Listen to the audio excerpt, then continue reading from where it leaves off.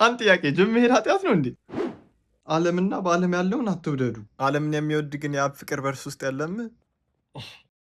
በዓለም ያለው ሁሉ እርሱም የሥጋ ምኞት፣ የዓይን አምሮት ከዓለም እንጂ ከአብ አይደለም እንዴ?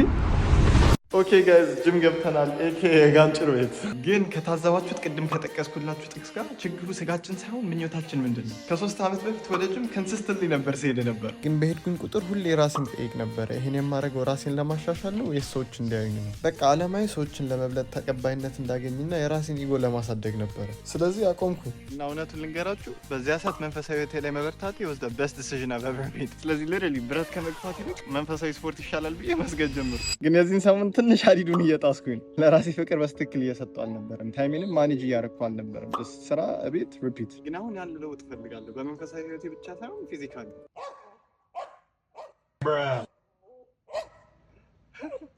ሰውነታችንን ቴክ ኬር ማድረግ ክፉ አይደለም፣ እግዚአብሔር ነው የሰጠን ይህን ሰው ነው። የምር ግን ፊውቸር ሚስቴ ፕሮቴክሽን ቢያስፈልጋት ሌባው ላይ መጽሐፍ ቅዱስ አልጥልም መቼስ። በቃ ያ ፊዚካል የሆነ ችሎታ እንዲኖረኝ ይፈልጋለሁ። በቃ ለአገልግሎት ሰውን እንዳገለግል። ደግሞ እግዚአብሔርም ለሁላችንም ለመረጠው ባል ወይም ሚስት አትራክቲቭ መሆኑ ኃጢአት አይደለም። ግን ዋናው አደገኛ የሚሆነው ሰውነታችን አምላካችን ሲሆን ነው። ስለዚህ ነው ወደ ጅም መሄድ ኃጢአት አይደለም፣ ግን የምንሄድበት ምክንያት ሁሉም ነገርን ሊለውጠው ይችላል።